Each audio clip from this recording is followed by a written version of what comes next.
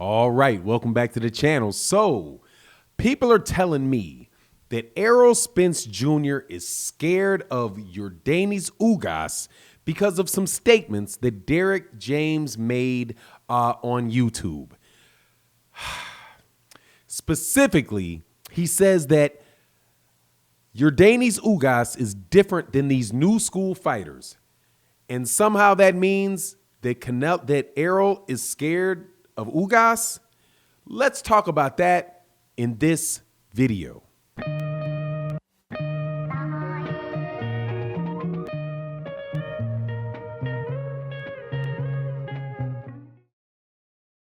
All right, welcome back.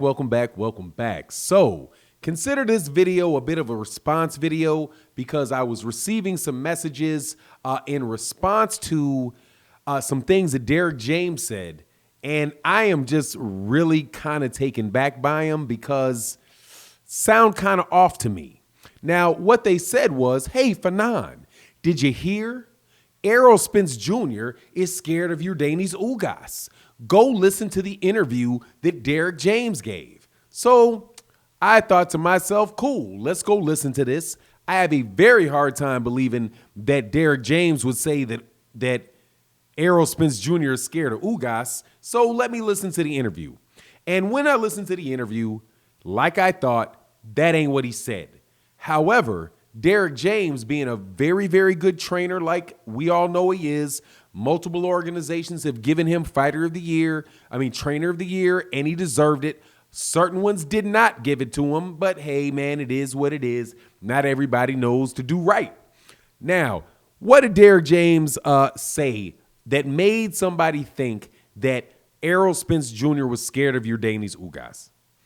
First and foremost, Yordenis Ugas is now the WBA super champion, and Manny Pacquiao is now the champion in recess. So many people are saying, hey, well, maybe the next fight for Errol Spence Jr. should be Yordenis Ugas because he will get all three belts.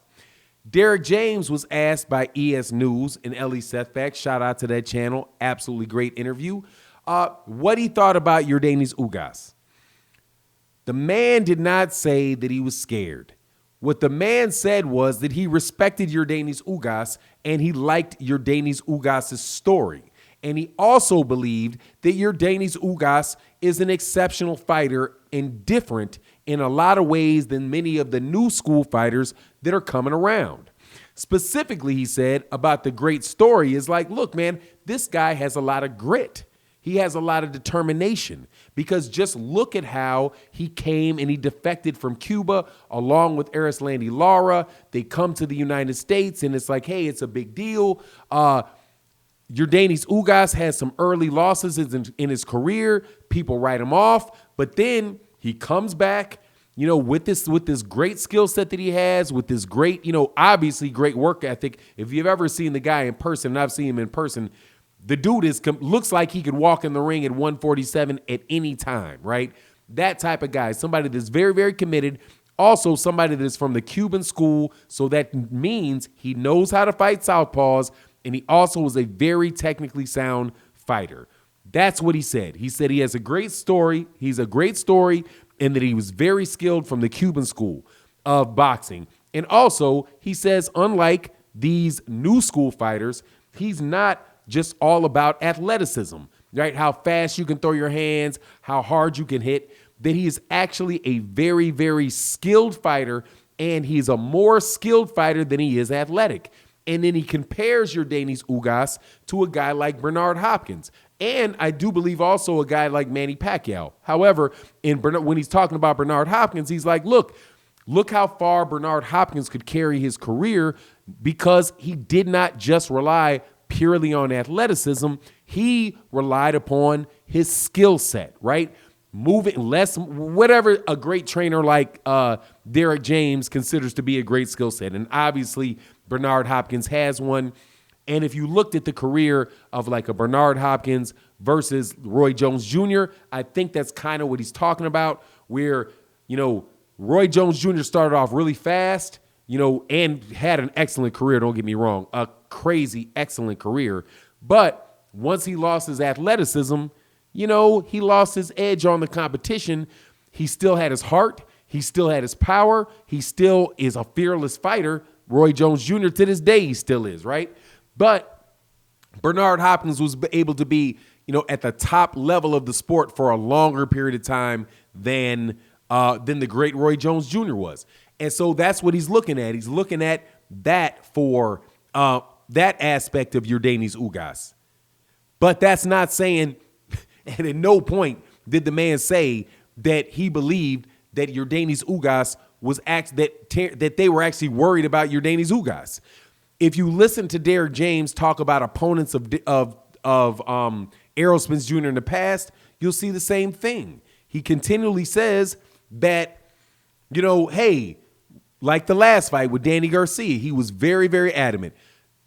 Danny Garcia is a threat. Danny Garcia is somebody that is he's going to come in shape. He's very experienced. He's won a lot of really big fights. He's one of the biggest punchers in the 147-pound division. And he's somebody that Errol Spence Jr. has to take seriously and respect as a fighter. Would you say that Derrick James thought that Errol Spence Jr. was afraid of Danny Garcia?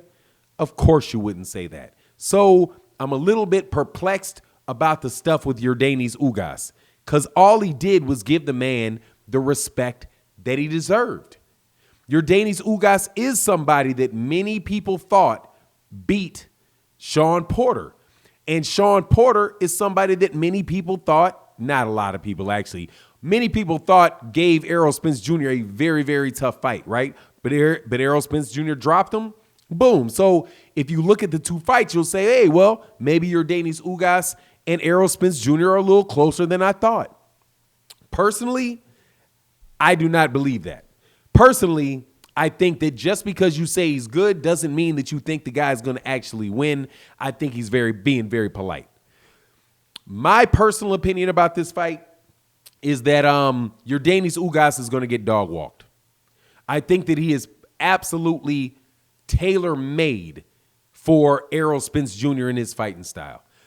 If you looked at the fight, and one of the fights that I'll tell you that I think shows this is a fight with Yordenis Ugas that Yordenis Ugas won, and he won in a landslide, and that was against Omar Figueroa. Omar Figueroa is just too little.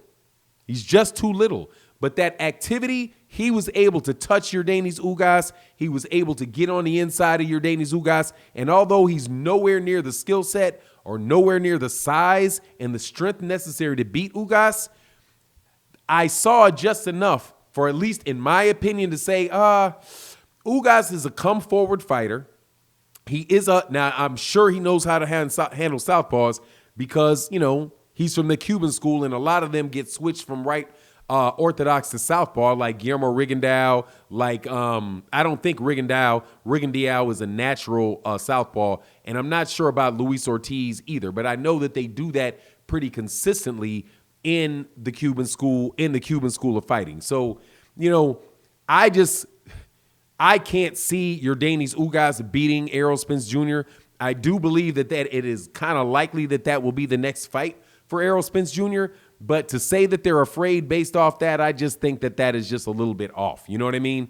But it could be a very, very good fight. I do believe that Yordenis Ugas is right there with, I think he's about the same level as a Danny Garcia, Shawn Porter, Keith Thurman. He's at that upper echelon, and I do believe it'll be a very good fight and an entertaining fight with Errol Spence Jr., just like I think Ugas versus Terrence Crawford would be a very entertaining fight. But I got Errol Spence Jr. winning that by a landslide. I do think, though, that maybe Ugas could get Terrence Crawford. Anyway, that's my thought on the matter. You let me know what you think. And with that, I'm out. Peace.